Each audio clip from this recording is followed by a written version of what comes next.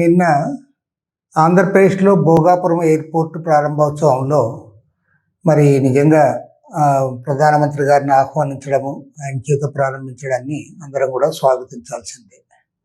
కానీ అందుకు గాను ఎక్కడా లేనట్లుగా 30-40 కోట్ల రూపాయలు ఖర్చు పెట్టి 2-3 లక్షల మంది జనాభాను సమీకరించి అంత పెద్ద ఎత్తున హంగామా చేశారంటేనే దీన్ని బట్టి అర్థమవుతుంది ఇదంతా పక్కా పొలిటికల్ డ్రామా. ఇది రాజకీయంగా ప్రధానమంత్రిని ప్రసన్నం చేసుకోవడానికి మన ముఖ్యమంత్రి, ఉప ముఖ్యమంత్రి ఇద్దరు కూడా వారు చేయించిన ఈవెంటే ఇది తప్ప మరొకటి కానే కాదు. పైగా అక్కడ వీళ్ళు ఉపన్యాసాలు చూస్తూ ఉంటే నిజంగా సిగ్గుపడాల్సి వస్తుంది. ఇవాళ దేశమంతా కోడే కూస్తూ ఉంది. ప్రధానమంత్రి నరేంద్ర మోడీ గారికి సాక్షాత్తు ఆయన నివాసం దగ్గర నిరసనలు తెలియజేస్తూ ఉన్నారు, పార్లమెంట్ దగ్గర నిరసన చేస్తూ ఉన్నారు. విద్యార్థులు, యువకులు, పేరెంట్స్, ఫార్మర్స్ అందరూ కూడా పెద్ద సంఖ్యలో అక్కడ పాల్గొని prime minister Narendra Modi down అంటూ ఉంటే కనీసం ఆయన పార్లమెంట్లో పోయి జవాబు చెప్పుకోలేని పరిస్థితులు ఆయన ఉంటే ఆయన్ని ఇక్కడ వచ్చి మీరు అంతా కూడా పొగుడుతూ ఉన్నారు. ఆయన జవాబు చెప్పలేని పరిస్థితుల్లో ప్రధానమంత్రి గారు ఉన్నారు. హోమ్ మినిస్టర్ అమిత్ షా గారు అయితే అసలు పార్లమెంట్కి ముఖం చాటేశారు. ఆయన పార్లమెంట్కి అటెండ్ కాలేని పరిస్థితుల్లో ఆయన ఉన్నాడు. ప్రతిపక్షాలు అడిగే ప్రశ్నలకు వారికి సమాధానం లేదు. అదేవిధంగా సోషల్ మీడియాలో పెద్ద ఎత్తున యువకులు, విద్యార్థులు అందరూ కూడా క్వశ్చన్ చేస్తూ ఉంటే దానికి జవాబు లేదు. దేశవ్యాప్తంగా నీట్ పరీక్ష రాసిన వాళ్ళు 22 మంది ఆత్మహత్యలు చేసుకుంటే దాని గురించి పరామర్శించిన పాపానకు లేదు.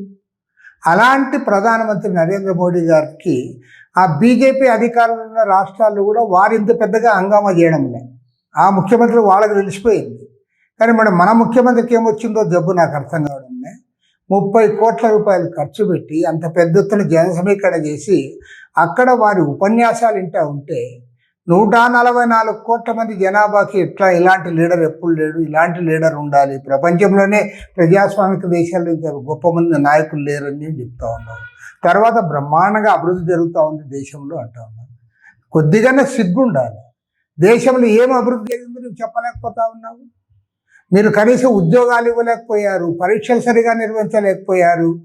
తర్వాత పెద్ద ఎత్తున అవినీతి జరుగుతూ ఉంది, బ్లాక్ మనీ పెరిగిపోతూ ఉంది. తర్వాత ధరలు తగ్గించలేకపోయారు, రైతు సమస్యలు పరిష్కారం చేయలేకపోయారు. ఏది చేయలేని ఒక అసమర్థుడైన ప్రధానమంత్రి ఆయన గ్రాఫే పడిపోయి, ఆయన ఒకవైపేమో గ్రాఫ్ పడిపోయింది. మొన్నటి వరకు అందరినీ బ్లాక్మెయిల్ చేసి బెదిరించి అదిరించి వచ్చారు. ఇప్పుడు ఆ భయం కూడా పోయింది. అటు ఆయనంటే భయము పోయింది, గ్రిప్పు పోయింది. మరోవైపు ఆయన గ్రాఫ్ పడిపోయింది. ఆయన్ని పట్టుకొని ఈయన పాపం పొగుడుతూ ఉంటే చంద్రబాబు ఏమో పొగుడుతాడు, ఇంకా పవన్ కళ్యాణ్ గారేమో అసలు ఆయన ఒకేసారి పాదాలకు నమస్కారం చేస్తానని చంద్రబాబు గారు మాట్లాడుతూ ఉన్నారు. కాబట్టి వీళ్ళిద్దరిని చూస్తూ ఉంటే నిజంగా రాజకీయాల్లో దిగజారి పొగిడే వాళ్ళని చాలామందిని చూశాము. కానీ ఇంత అధ్వానంగా దిగజారి పొగిడే వాళ్ళని ఇంతవరకు నేను ఎక్కడా చూడలే. అసలు ఆయన తిప్పలు ఆయన పడతా ఉంటే ఆయన ఎవరు వాళ్ళ బీజేపీ అధికారంలో ఉన్న రాష్ట్రాల్లోనే ఆయనకి ఇంత పెద్ద ఇది చేయడంలే, మీరు ఆయన పిలుచుకొని వచ్చి ఇక్కడ మీరు దానికి ఇచ్చేస్తూ ఉన్నారంటే చాలా శోచనీయము.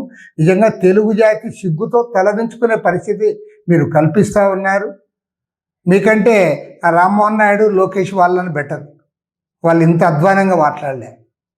కాబట్టి ఏమంటే ఇవాళ స్పష్టంగా చెప్తా ఉన్నాం, ఈరోజు చంద్రబాబు నాయుడు, పవన్ కళ్యాణ్ తెలుగు ప్రజల ఆత్మగౌరవాన్ని తాకట్టు పెడతా ఉన్నారు. మీరు మీ స్వార్థపర రాజకీయాల కోసం ఇవాళ దేశంలో జరగని దాన్ని జరిగినట్లు ప్రచారం చేస్తూ ఉన్నారు.